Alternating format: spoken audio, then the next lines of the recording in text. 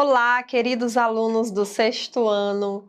Sejam bem-vindos a mais uma aula de língua portuguesa. Eu sou a professora Elívia Soares e hoje nós vamos falar sobre descrição. Mas vamos falar sobre descrição no gênero memórias literárias. Vamos entender o que é a descrição dentro desse gênero textual que vocês já têm estudado. Vamos lá!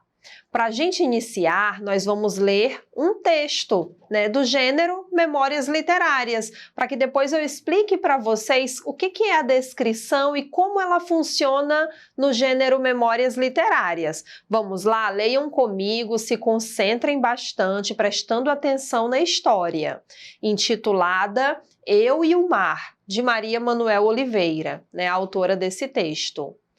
Naquele dia, apetecia-me estar comigo. Fui até a praia. Sentei-me na areia morna. Ao meu lado estava um pequeno barco azul e branco do Zacarias Peixoto, o mais antigo pescador da aldeia. Para a população, aquele sábio homem era como um monumento. No ar sentia-se um agradável aroma. A maresia. O suave murmúrio das ondas transmitia-me uma sensação de paz, de liberdade, de bem-estar. Um pouco mais adiante, um banhista solitário nadava vigorosamente ao longo da praia. De vez em quando, parava para descansar, depois continuava. Quase a perder de vista, as traineiras, no seu trabalho diário, buscavam o peixe fresquinho, fonte de vida, alimento de todos nós. Deitei-me, estiquei as pernas, fechei os olhos e deixei-me levar. Agora, após a leitura desse fragmento, gente, vamos observar algumas palavras que serão destacadas para vocês. Olhem só, praia, praia, nós temos aí um nome ou uma característica. A palavra praia é um nome de um lugar. Depois nós temos destacado a expressão areia morna. Nós temos aí a palavra areia, que é o nome de algo, e temos a palavra morna, que dá característica para essa areia. Logo após, vocês veem destacado a expressão barco azul e branco. Observem que barco é o nome do objeto, nome do meio de transporte. Depois, nós temos a palavra azul e branco, que dão características à palavra barco, como esse barco é. Adiante, gente, nós temos destacado a expressão murmúrio das ondas. Vejam que murmúrio é um nome, vem da ação de murmurar. E das ondas está dando característica para esse murmúrio. Que murmúrio é esse? É o murmúrio das ondas. Vejam que nós também temos a palavra destacada, solitário. Solitário é um nome ou uma característica? É uma característica. Se você observar no parágrafo, a palavra solitário dá característica para banhista, um banhista solitário. Sobre essas palavras que dão características, elas vão ajudar a descrever o texto, a você imaginar o texto. Olhem só na tela de vocês, ler é imaginar. Como que você vai ler um texto que narra uma história se não houver descrições, se não houver caracterizações, se esse texto ele não dizer como é determinado lugar, determinada pessoa, determinado ambiente, determinado animal. Então, para você imaginar, você precisa que no seu texto tenha determinados elementos linguísticos. E o nosso tema da aula de hoje, a descrição, está voltada a isso, tá voltada a descrever, a caracterizar, a dizer como é determinado ser. E nós vamos ver dentro do gênero memórias literárias. Vocês lembram, gente, que as memórias literárias são textos produzidos em que o narrador ele revive uma época marcante de sua vida por meio da narrativa de suas lembranças pessoais, né? Ele vai narrar, ele vai contar algo que viveu por meio das suas lembranças, e no momento em que ele está narrando, ele precisa descrever um personagem, descrever o lugar, por exemplo, para que você, leitor, imagine como seja esses elementos. Olha só, o texto descritivo. O que é o texto descritivo? É aquele que detalha de maneira pormenorizada os aspectos de um determinado lugar, acontecimento, pessoa, objeto ou animal. O objetivo do autor é justamente transmitir as impressões, qualidades, sensações, características e observações sobre aquilo que está sendo detalhado, né? Então, isso se trata de um texto descritivo. Lembrando que, quando você ler um texto, dificilmente é muito improvável que você encontre um texto que seja só descritivo.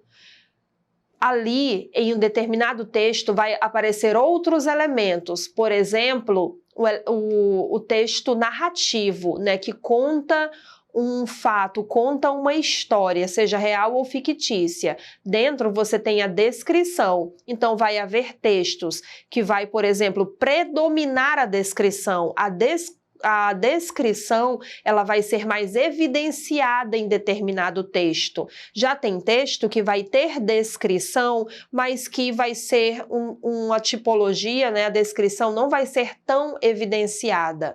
Olhem só as características do texto descritivo, porque você tem que ler um texto e observar o que predomina nesse texto, o que é evidenciado nesse texto. É mais a narrativa? É mais a história? É mais a descrição? Ou seja, é mais a caracterização? É mais a exposição? Esse texto está mais ensinando, informando. Então, quando você lê um texto, você tem que observar qual é a predominância da tipologia daquele texto, se é narrativo, se é descritivo, que por enquanto são os principais tipos que vocês estão estudando. Olhem as características. Há o uso de muitos substantivos, adjetivos, que ajudam o leitor a ter uma ideia exata do que está sendo detalhado.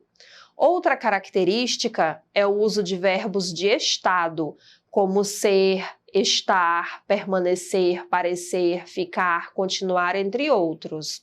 A linguagem é sempre dinâmica e clara, com o uso também de figuras de linguagem, comparações e enumerações.